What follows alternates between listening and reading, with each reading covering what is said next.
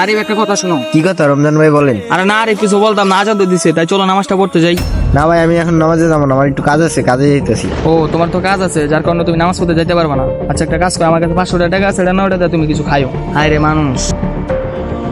আরে ওই তো জুবের ভাই, যে খবরটা দিয়ে জুবের ভাই একটা খুশির খবর শুনেন। খুশি খবর? কি খবর ক? জানেন ভাই রমজান ভাইয়ের মনটা অনেক ভালো, হ্যাঁ আমার 500 টাকা দিচ্ছে। কোন কি হে মনে এত বালা? 500 টাকা দিছে? ঠিক আছে ভাই, তাহলে কিন্তু আমি আরো মানুষের খবর দিতে যাই।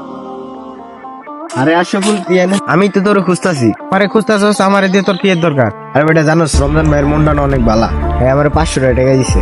কস কি হ্যাঁ মন এত ভালা? তুই থাক, আমি যে আরো মানুষের খবর নিই। কথা বলবা, কি কথা বলো? ভাই আপনি মনে হয় আরিফ ভাই 500 টাকা দিচ্ছেন না? হ্যাঁ দিয়েছিলাম তো, কে কোনো সমস্যা হয়েছে নাকি? ভাই হ্যাঁ 500 টাকা নিয়ে পুরো এলাকা ঘুরে দিতেছে। ও আচ্ছা এই কথা না, আচ্ছা ঠিক আছে, তুমি যদি আরিফে পাও তাহলে বলো রমজান ভাইয়ের সাথে দেখা করতে। ঠিক আছে ভাই। কি রমজান ভাই আপনি বলে ডাকছেন আমারে?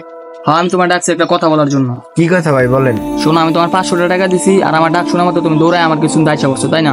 জি ভাই জি। আর আল্লাহ পাক কিন্তু তোমার এত সুন্দর একটা জীবন দিছে, কত সুন্দর একটা চেহারা দিছে, আল্লাহ পাক তোমার 5 বার ডাকে, তুমি তো তার ঘরে যাও না। এখন থেকে ভাই সবই বুঝতে পারলাম, এখন থেকে 5 ওয়াক্ত নামাজ পড়বো। ঠিক আছে আরিফ, তাহলে যাও, আর আসরের নামাজে কিন্তু আইসো। ঠিক আছে ভাই, থাকেন, আসসালামু আলাইকুম। ভিডিওটি ভালো লাগলে অবশ্যই লাইক কমেন্টের পাশাপাশি একটা শেয়ার দিয়ে দিবেন প্লিজ। Thank you.